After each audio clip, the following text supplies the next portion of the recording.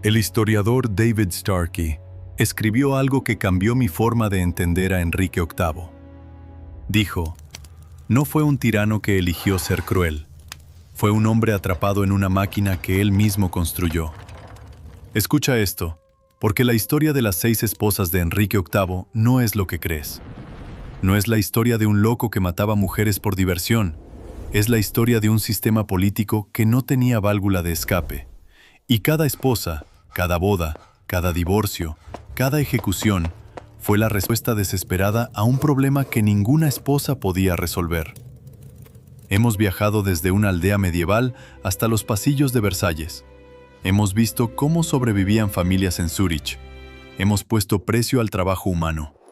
Pero hay una historia que conecta todo lo que hemos visto: poder, supervivencia y el precio de la corona. Las 6 esposas de Enrique VIII. Y la pregunta no es quiénes eran ellas. La pregunta es, ¿por qué fueron 6? La versión de Hollywood es simple. Enrique VIII era un monstruo vanidoso, gordo, caprichoso, que cambiaba de esposa como de camisa. Se aburría, buscaba otra más joven, eliminaba a la anterior. Es una historia fácil de contar. Y es falsa. No porque Enrique fuera un buen hombre, no lo era, sino porque la versión del monstruo caprichoso ignora el motor real de todo lo que ocurrió: la sucesión. En la Inglaterra del siglo XVI, un rey sin heredero varón era un país sin futuro. No es una exageración. Según el historiador G.W. Bernard, la Guerra de las Rosas, 30 años de guerra civil que habían devastado Inglaterra apenas una generación antes, había comenzado exactamente por eso: una disputa sucesoria. La nobleza inglesa había aprendido, con sangre, que un trono sin un heredero claro significaba guerra. Enrique VIII no necesitaba un hijo porque quería un hijo. Necesitaba un hijo porque sin uno, Inglaterra volvería al caos. Esa es la trampa. Y de esa trampa no había salida. Catalina de Aragón, la primera esposa. Hija de los reyes católicos de España, Isabel y Fernando. Se casó con Enrique en 1509, cuando él tenía 17 años y ella 23. Según la correspondencia del embajador imperial Eustace Chapuis, los primeros años fueron genuinamente felices. Catalina era inteligente, educada, políticamente astuta. Enrique la respetaba, pero Catalina tuvo 6 embarazos y solo una hija sobrevivió, María. 6 embarazos. Un parto de un hijo muerto en 1511. Otro hijo que vivió 52 días en 1511. Otro mortinato en 1513. Otro en 1515. Otro en 1517. Y en 1516, una hija que sobrevivió, María. Cada embarazo fallido era un golpe político. Cada hijo muerto era una crisis dinástica. Y la nobleza miraba y calculaba. Si llegaste hasta aquí, ya sabes que esta historia es diferente a lo que cuentan las películas. Dale suscribirse, porque lo que viene con las siguientes esposas es aún más impactante. Y si ya estás suscrito, activa la campana. Para 1525, Catalina tenía 40 años. La posibilidad de un heredero varón era médicamente imposible. Y aquí entra la máquina. No fue Enrique quien decidió solo. Fue Thomas Wolsey, su canciller y cardenal, el hombre más poderoso de Inglaterra después del rey, quien sugirió la anulación. La lógica era sencilla. Si el matrimonio con Catalina podía declararse inválido, porque ella había estado casada brevemente con el hermano mayor de Enrique, Arturo, antes de su muerte, entonces Enrique podía casarse de nuevo y buscar un heredero. Según los registros del Privy Council, la estrategia era obtener la anulación del Papa, algo que normalmente era un trámite para un rey. Pero Catalina era la tía del emperador Carlos V, el hombre más poderoso de Europa. Y Carlos V controlaba Roma. El Papa no podía anular el matrimonio sin enfurecer al emperador. Resultado, la anulación se convirtió en un problema geopolítico de escala continental. Un matrimonio personal se transformó en una crisis entre Inglaterra, España y el Vaticano. La solución fue radical. Si el Papa no concedía la anulación, Enrique dejaría de reconocer la autoridad del Papa. Según las actas del Parlamento de 1534, el Act of Supremacy declaró al rey como cabeza suprema de la Iglesia de Inglaterra. La separación de Roma. Un país entero cambió de religión, no por fe, no por teología, no por reforma espiritual, por un problema sucesorio. Wolsey, que no logró la anulación, cayó en desgracia y murió camino al juicio en 1530. Lo reemplazó Thomas Cromwell, un abogado sin título nobiliario, sin sangre real, que se convirtió en el ingeniero de la nueva máquina. Ana Bolena, la segunda esposa. Aquí es donde la versión popular más se aleja de la realidad. Ana Bolena no fue una seductora que atrapó al rey con su belleza. Según la historiadora Alison Weir, Ana era inteligente, ambiciosa, educada en la corte francesa y entendía el poder mejor que la mayoría de los hombres que la rodeaban. Se casó con Enrique en 1533. El reino esperaba un heredero. Ana dio a luz en septiembre de ese año, una niña, Isabel, la futura Isabel I, una de las monarcas más importantes de la historia. Pero en ese momento, una niña era un fracaso. Ana tuvo al menos 2 embarazos más, ambos fallidos. El último, un aborto espontáneo en enero de 1536, fue un hijo varón. Según los registros de la corte, la tensión después de ese aborto fue inmediata. La máquina se puso en marcha. ¿Crees que Enrique fue un monstruo o un hombre atrapado? Escríbeme tu veredicto en los comentarios. Me interesa ver qué piensas después de ver esta versión de la historia. Cromwell fabricó un caso contra Ana: adulterio, incesto, traición. Según el análisis del historiador Eric Ives, las pruebas eran extraordinariamente débiles. Testimonios forzados, confesiones bajo tortura, cronologías imposibles. Un músico de la corte, Mark Smeaton, confesó adulterio con la reina después de lo que los registros describen como un interrogatorio de 24 horas.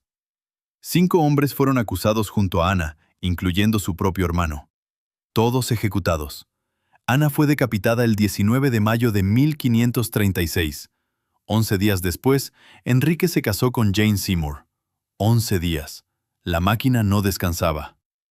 Jane Seymour, la tercera esposa, fue la que dio a Enrique lo que necesitaba: un hijo varón. Eduardo nació en octubre de 1537, pero Jane murió 12 días después del parto, probablemente de fiebre puerperal, según los registros del médico real. Enrique tenía su heredero, pero estaba solo de nuevo. Y la máquina seguía funcionando, porque un solo heredero no era suficiente. Si Eduardo moría, la crisis volvía. Según los cálculos demográficos de la época, la mortalidad infantil entre la nobleza era de aproximadamente 1 de cada 3. Un heredero era una apuesta. 2 herederos eran seguridad. Ana de Cleves, la cuarta. Un matrimonio político organizado por Cromwell para asegurar una alianza con los príncipes protestantes alemanes. Enrique la conoció en enero de 1540 y la rechazó casi inmediatamente. Según la correspondencia diplomática, la describió como poco atractiva, pero la realidad era más compleja. La alianza alemana ya no era necesaria y Cromwell había apostado mal. El matrimonio fue anulado después de 6 meses. Ana de Cleves aceptó la anulación a cambio de propiedades y el título de hermana del rey. Fue la más inteligente de las 6, sobrevivió a Enrique, vivió cómodamente y murió de causas naturales en 1557. Cromwell no tuvo la misma suerte. Fue ejecutado en julio de 1540 por traición. El ingeniero de la máquina fue destruido por la máquina. Catalina Howard, la quinta. Tenía aproximadamente 17 años cuando se casó con Enrique, que tenía 49. Según los registros del Privy Council, fue una elección de la facción conservadora de la corte, los Howard, enemigos de Cromwell, que querían una reina católica para contrarrestar la influencia reformista. Catalina Howard no fue una elección de Enrique. Fue una pieza movida por su familia. Cuando surgieron acusaciones de relaciones anteriores al matrimonio, la máquina hizo lo que sabía hacer: la procesó. Ejecutada en febrero de 1542, tenía probablemente 19 años. Catalina Parr, la sexta y última. Se casó con Enrique en 1543, cuando él tenía 52 años, estaba enfermo, obeso, con una úlcera en la pierna que supuraba permanentemente. Catalina Parr no era joven ni ingenua. Era viuda por segunda vez, intelectual, protestante convencida. Según la historiadora Linda Porter, su rol fue más de enfermera y regente que de esposa. Cuando Enrique murió en enero de 1547, Catalina sobrevivió. Se casó de nuevo, y murió un año después, en el parto de su primer hijo. Ahora, piénsalo. 6 esposas, 3 Catalinas, 2 Anas, 1 Jane. 2 ejecutadas, 2 divorciadas, 1 muerta en el parto, 1 superviviente. Pero la pregunta nunca fue quiénes eran ellas. La pregunta es, ¿por qué el sistema necesitaba destruirlas? La respuesta es el mismo patrón que hemos visto en cada video de esta serie. En la aldea medieval, el campesino no podía escapar del sistema feudal porque cada pieza dependía de las demás. En Versalles, nadie podía quejarse porque quejarse era cuestionar al rey. En Zúrich, la distribución de leña protegía la jerarquía, no a las personas. Y en la corte de Enrique VIII, cada esposa era una pieza de una máquina que necesitaba un heredero. Y cuando la pieza no funcionaba, la máquina la descartaba. No importaba quién era la mujer, importaba lo que la máquina necesitaba. Hay un detalle que cambia todo. La máquina que Enrique construyó para resolver su problema sucesorio, la separación de Roma, el Act of Supremacy, la creación de la Iglesia de Inglaterra, no resolvió el problema. Eduardo VI murió a los 15 años. El trono pasó a María, la hija de Catalina de Aragón, la primera esposa, la rechazada. María restauró el catolicismo. Cuando María murió, el trono pasó a Isabel, la hija de Ana Bolena, la segunda esposa, la ejecutada.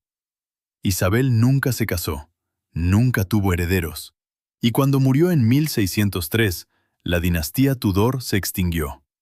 La máquina que destruyó a 6 mujeres, que cambió la religión de un país, que ejecutó a ministros, obispos y reinas, no funcionó. La dinastía terminó exactamente como Enrique temía, sin un heredero directo. El sistema que construyó para evitar el caos lo creó. Enrique VIII cambió la religión de un país entero por la necesidad de un heredero. Rompió con Roma, creó una iglesia nueva, reorganizó el poder político de Inglaterra. Pero hay algo que hace que todo esto sea aún más perturbador. Siglos antes de Enrique, siglos antes de Versalles, siglos antes del campesino en su cabaña de paja, existió una civilización que tenía agua corriente, calefacción por suelo radiante, baños públicos para todos los ciudadanos, hospitales, carreteras pavimentadas y un sistema sanitario que no se volvería a ver en Europa durante 1500 años. Roma. ¿Cómo es posible que la humanidad olvidara todo eso? ¿Cómo se pasa de acueductos y termas a orinar en los pasillos de Versalles? Esa historia, la historia de cómo perdimos todo, es el próximo video.